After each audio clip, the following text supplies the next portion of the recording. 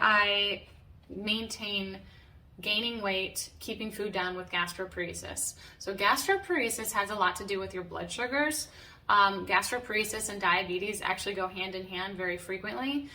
So I focused on stimulating and tonifying my vagus nerve, which has a lot also to do with gastroparesis. I would put ice packs on the back of my neck. I would take cold showers, and then also stabilizing my blood sugar made a huge difference. So when I did switch to carnivore from keto in that emergency room, my blood sugars stabilized. I mean, they would go from 30 all the way to 140. I was getting glucagon shots. Within a week, my blood sugars were stable. It was at 80 to 85. Now, I did have fasting, waking blood sugars that were higher for about the first year, but when I say higher, I'm talking 90s. Maybe one day it would be 102 in the morning, which honestly is not that bad when you're still healing. Now my blood sugar is total flatline all the time.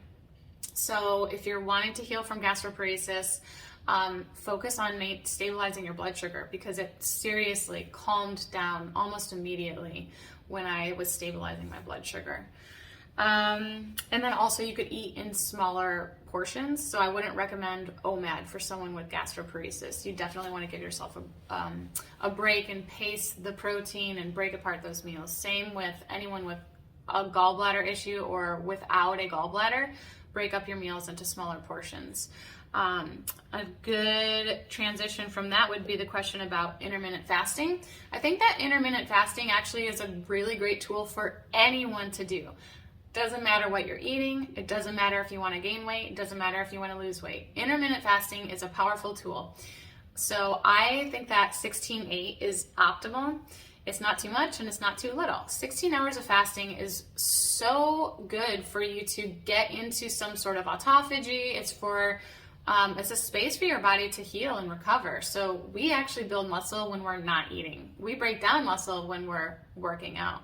And when we're eating, we are taking in those nutrients, but those nutrients are not used to recover our body until we're actually fasting. When insulin gets low, other really beneficial hormones go up, like human growth hormone, melatonin, serotonin. So I think that fasting is really important. And even people who are underweight that I work with, I recommend 16-8.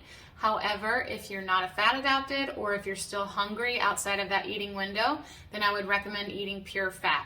That pure fat is going to send a signal to your body that it's not starving, that it's in a supported place, but it also won't interfere with those other beneficial hormones because it won't give your body an insulin response like protein or carbs will. So I would say eat your protein and carbs if you're having any in an 8-hour eating window, and then aim for 16 hours of fasting. And if that means fat fasting, then so be it. So yeah, that's my general take on intermittent fasting. Eating bones. Pressure cook them on high for 4 hours and then eat them.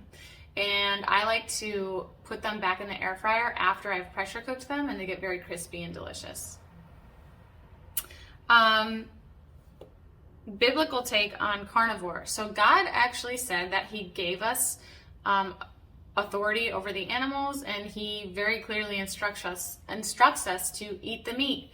I think that eating meat is biblical. I actually think that fatty meat is also biblical.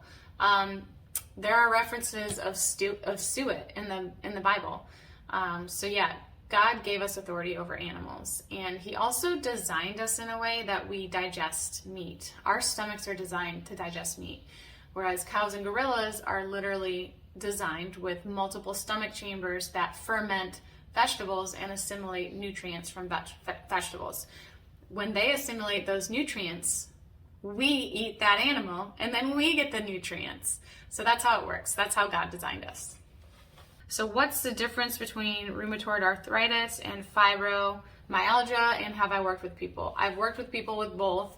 Rheumatoid arthritis is an autoimmune disease where your immune system attacks your joints. Fibromyalgia is actually a chronic pain syndrome. It's like a set of syndromes. If you go to a rheumatologist for the first time, I'd say 95% of the time they're just going to diagnose you with fibromyalgia because it's like a set of symptoms. rheumatoid arthritis is much more particular. Again, it's your immune system attacking your joints. And I have worked with people with both. I had fibro. I did not have RA. I had peripheral neuropathy, however. And carnivore works great for both of them for different reasons. It lowers inflammation and it can heal autoimmune disorders by healing the gut and getting your central nervous system into a supported place. Actually, Tyler's knee has always been really bad. I think it's been always a long time, he said, and recently he's just not feeling that pain in his knee, and he's been doing carnivore for maybe almost 6 months now, but it's really exciting to see that. So there's definitely hope, definitely. Lifting and weight loss. Should you be lifting and will it help you to lose weight? Yes, definitely. Lifting over cardio any day. Whether you want to lose weight or gain weight, lifting creates hormesis, okay? So it sends really good signals to your body, creates insulin sensitivity, whereas cardio is, it's a different type of exercise, and it has some benefits, but I think all you need is like 30 minutes of cardio to get the therapeutic benefits from it. If you're focusing on burning calories, then yeah, sure, go ahead and run. But your body is very adaptive, especially to cardio, and so you can run the risk of raising your cortisol levels over time, and then you'll need to do more and more, and it's just not a good situation. If you focus on building muscle, muscles are calorie burners. You will naturally burn more calories while you're sleeping if you have more muscle on your body. You will be more insulin sensitive if you have muscle on your body. Focus on building muscle, and you'll probably have more fun with that too. So I was able to hit all your questions in 2 videos. Let me know if you liked it down below, and I will be taking more questions this following week on my Instagram. And I hope you have a wonderful day.